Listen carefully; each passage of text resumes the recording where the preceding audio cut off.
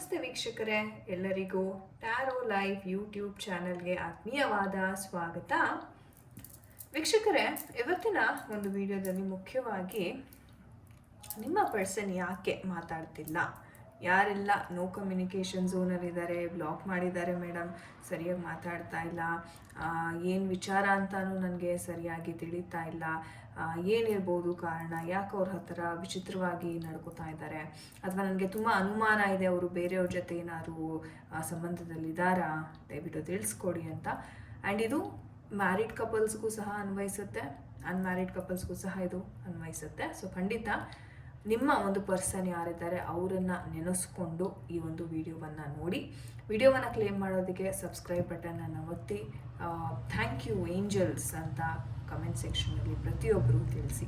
Okay, so ನಿಮ್ಮ ಮೈಂಡನ್ನು relax ಮಾಡ್ಕೊಳ್ಳಿ, ದೀರ್ಘ ಉಸಿರನ್ನು ಆಡಿ ನಿಮ್ಮ ಪರ್ಸನ್ ಯಾರಿದ್ದಾರೆ ಅವರನ್ನು ನೆನಪಿಸ್ಕೊತಾ ಅವರ ಒಂದು ರೀಸನ್ ಏನಿದೆ, ಯಾಕೆ ಅವರು ನಿಮ್ಮ ಜೊತೆ ಕಮ್ಯುನಿಕೇಷನ್ ಮಾಡ್ತಾ ಇಲ್ಲ, ಆ ಥರ ಒಂದು ಏನಾದರೂ ಘಟನೆ ಏನಾದರೂ ನಡೀತಾ ಇದೆಯಾ, ಏನಾದರೂ ರೀಸನ್ ಇದೆಯಾ, ಚೀಟ್ ಏನಾದರೂ ಮಾಡ್ತಿದ್ದಾರಾ ನಿಮ್ಮ ಒಂದು ವ್ಯಕ್ತಿ.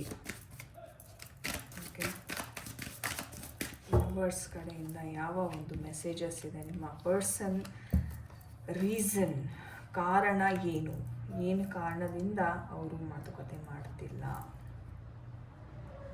ಓಕೆ, ಗೈಡ್ ಮಾಡಿ. Okay, so judgement card and we have the queen.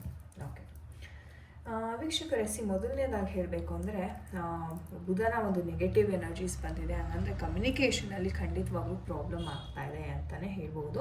ಒಂದು ರೀತಿ ಹೇಳಬೇಕು ಅಂದರೆ ಪರ್ಸನ್ ಇತ್ತೀಚೆಗೆ ತುಂಬಾ ಸ್ವಾರ್ಥದಿಂದ ನಡ್ಕೋತಾ ಇದ್ದಾರೆ, ತುಂಬ ಬಿಹೇವಿಯರ್, ಅವರ ಒಂದು ನಡವಳಿಕೆ ಅಂತಕ್ಕಂಥದ್ದು ಬಹಳ ಚೇಂಜ್ ಆಗ್ತಾ ಇದೆ, ತುಂಬಾ ವಿಚಿತ್ರವಾಗಿ ಆಡೋದಕ್ಕೆ ಶುರು ಮಾಡಿದ್ದಾರೆ.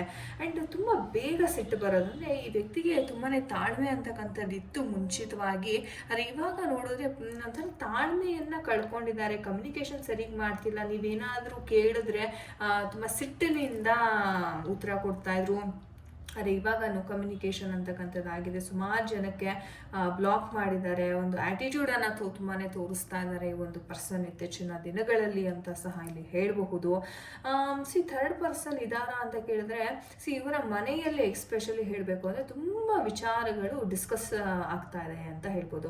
ಅದು ಇವರ ಒಂದು ಮದುವೆಯ ಒಂದು ಜೀವನ ಇರ್ಬೋದು, ಹಣಕಾಸಿನ ವಿಚಾರ ಇರ್ಬೋದು, ಫ್ಯಾಮಿಲಿ ಜೊತೆ ಯಾಕೋ ತುಂಬ ಡಿಸ್ಕಷನ್ ನಡೀತಾ ಇದೆ.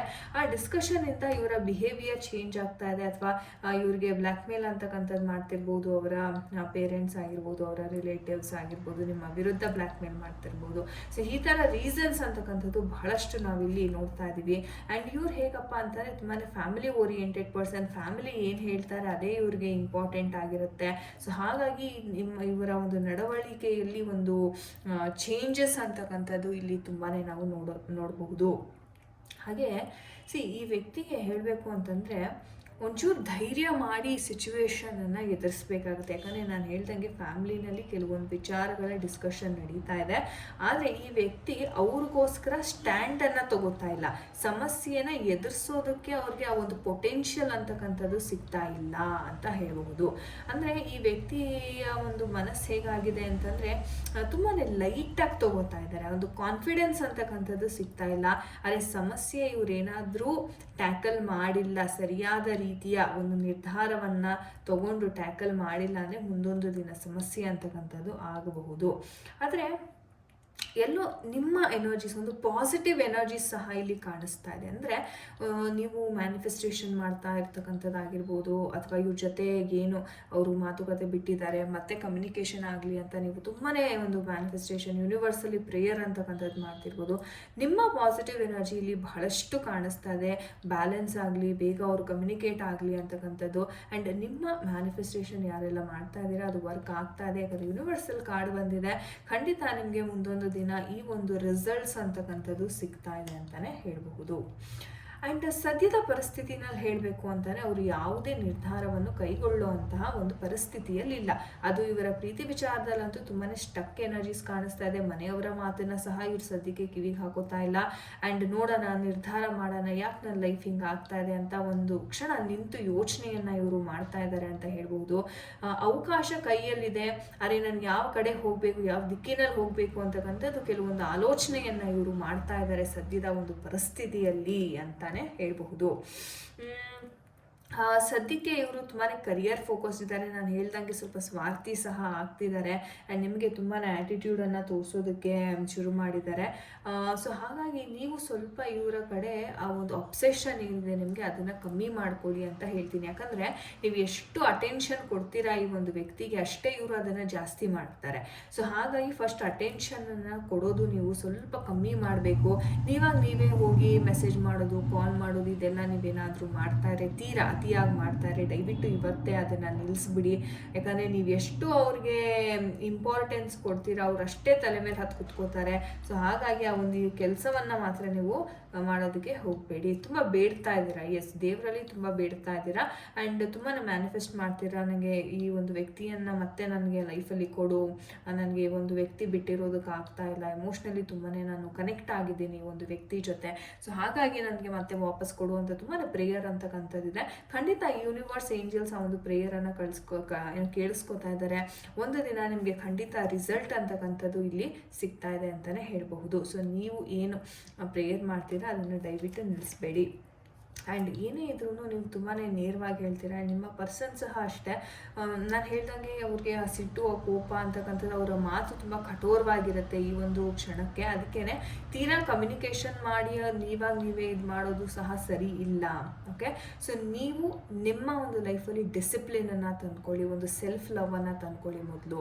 ಅಂದರೆ ನಿಮ್ಮನ್ನು ನೀವು ಪ್ರೀತಿ ಮಾಡೋದಕ್ಕೆ ಶುರು ಮಾಡಿದಾಗ ಆಟೋಮೆಟಿಕ್ಕಾಗಿ ಎಲ್ಲರೂ ನಿಮ್ಮನ್ನು ಪ್ರೀತಿ ಮಾಡೋಕ್ಕೆ ಶುರು ಮಾಡ್ತಾರೆ. ಸೊ ಸೆಲ್ಫ್ ಫೋಕಸ್ ಮಾಡಬೇಕು ಅಂತ ಸಹ ಇಲ್ಲಿ ಈ ಒಂದು ಕಾರ್ಡ್ ಹೇಳ್ತಾರೆ ಅಂತಲೇ ಹೇಳ್ಬೋದು. ಸೊ ನೋಡೋಣ ನಮ್ಮ ಏಂಜಲ್ಸ್ ಯಾವ ಒಂದು ಗೈಡೆನ್ಸನ್ನು ಕೊಡ್ತಾ ಇದ್ದಾರೆ. Okay, card just popped, opportunity ಅಂತ ಹೇಳ್ತಾ ಇದ್ದಾರೆ. ಸೊ ಅವಕಾಶ ಅಂತೂ ಖಂಡಿತವಾಗ್ಲೂ ಸಿಗ್ತಾ ಇದೆ, ನಂಬಿಕೆ ಇಡಿ. ವಾವ್, ಎಂಥ ಅದ್ಭುತ ಮೆಸೇಜ್ ಬರ್ತಾ ಇದೆ ನೋಡಿ. ಆ್ಯಂಡ್ ದಟ್ಟು ಪಾಪಪ್ ಆಗ್ತಾ ಇದೆ. Wow, C S card. So ಖಂಡಿತ ಅವಕಾಶ ಸಿಗುತ್ತೆ, ನಂಬಿಕೆಯನ್ನು ಇಡಿ. ಎಸ್ ಅಂತ ಏಂಜಲ್ಸ್ ಎಷ್ಟು ಅದ್ಭುತವಾಗಿ ಬ್ಯೂಟಿಫುಲ್ ಆಗಿ ಕನೆಕ್ಟ್ ಆಗೋ ರೀತಿ ಹೇಳ್ತಾ ಇದ್ದಾರೆ. ಸೊ ಥ್ಯಾಂಕ್ ಯು ಏಂಜಲ್ಸ್ ಅಂತ ಪ್ರತಿಯೊಬ್ಬರೂ ಕಮೆಂಟ್ ಸೆಕ್ಷನಲ್ಲಿ ತಿಳಿಸಿ. ಸಬ್ಸ್ಕ್ರೈಬ್ ಮಾಡಿ ಚಾನಲ್ಗೆ. ಸೊ ಖಂಡಿತ ಆಪರ್ಚುನಿಟಿ ಸಿಗುತ್ತೆ, ಆ ನಂಬಿಕೆಯನ್ನು ದಯವಿಟ್ಟು ಕಳ್ಕೋಬೇಡಿ. ಎಸ್ ಕಾರ್ಡ್ ಬಂದಿದೆ ಅಂದರೆ ಒಂದು ಗೆಲುವಿದೆ. ನೀವೇನು ಬೇಡ್ಕೊಳ್ತಾ ಇದ್ದೀರಾ, ಏನು ಯೂನಿವರ್ಸಲ್ಲಿ ಮ್ಯಾನಿಫೆಸ್ಟೇಷನನ್ನು ಮಾಡ್ತಾ ಇದ್ದೀರಾ, ಅದಕ್ಕೆ ಖಂಡಿತ ಆನ್ಸರ್ ಅಂತಕ್ಕಂಥದ್ದು ಸಿಗುತ್ತೆ. ಸೊ ನಾನೇನು ಹೇಳಿದೆ ಟ್ಯಾರೋ ಕಾರ್ಡ್ಸಲ್ಲಿ, ಏಂಜಲ್ಸ್ ಸಹ ಅದಕ್ಕೆ ತುಂಬಾ ಸಪೋರ್ಟಿವ್ ಆಗಿ ಉತ್ತರವನ್ನು ಕೊಡ್ತಾ ಇದ್ದಾರೆ ಅಂತಲೇ ಹೇಳಬಹುದು. ಸೊ ಹಾಗಾಗಿ ತಲೆ ಕೆಡಿಸ್ಕೊಳ್ಳೋ ಅಗತ್ಯ ಇಲ್ಲ. ಸೊ ಟೆಂಪರವರಿ ಸಿಚುವೇಶನನ್ನು ನೋಡಿ ಹೆದರ್ಕೊಂಡು ಫ್ಯೂಚರು ಹೀಗೆ ಥರ ಆಗಿಬಿಡುತ್ತೆ ಅನ್ನೋ ಒಂದು ಡಿಸಿಷನ್ಗೆ, ಕನ್ಕ್ಲೂಷನ್ಗೆ ಬರಬೇಡಿ. ಅದಕ್ಕೆ ಜಡ್ಜ್ಮೆಂಟ್ ಕಾರ್ಡ್ ಬಂದಿರೋದು. ಡಿಸಿಷನ್ ಕ್ವಿಕ್ಕಾಗಿ ತೊಗೊಳಕ್ಕೆ ಹೋಗಬೇಡಿ, ತಾಳ್ಮೆಯಿಂದ ವೆಯ್ಟ್ ಮಾಡಬೇಕಾಗತ್ತೆ. ಸೊ ಅದ್ಭುತವಾದ ಒಂದು ರೀಡಿಂಗ್. ಆ್ಯಂಡ್ ಗೈಸ್, ನಿಮಗೆ ಪರ್ಸ್ನಲ್ ರೀಡಿಂಗ್ ಬೇಕಿದ್ರೆ ಖಂಡಿತ ಡಿಸ್ಕ್ರಿಪ್ಷನ್ ಬಾಕ್ಸಲ್ಲಿ ಕೊಟ್ಟಿರ್ತಕ್ಕಂಥ ನಂಬರ್ಗೆ ನೀವು ಕರೆ ಮಾಡಿ ನಿಮ್ಮ ಟೈಮ್ ಸ್ಲಾಟ್ಸನ್ನು ನೀವು ಬುಕ್ ಮಾಡ್ಕೋಬೋದಾಗಿದೆ. ಸೊ ಇದೇ ಥರ ಒಂದು ಇಂಟ್ರೆಸ್ಟಿಂಗ್ ವಿಚಾರದೊಂದಿಗೆ ಮತ್ತೊಮ್ಮೆ ನಾನು ನಿಮ್ಮನ್ನು ಭೇಟಿ ಆಗ್ತೇನೆ. ಅಲ್ಲಿವರೆಗೂ ಎಲ್ಲರಿಗೂ ಒಳ್ಳೆಯದಾಗಲಿ ಅಂತ ಭಾವಿಸ್ತಾ, ಹರೇ ಕೃಷ್ಣ.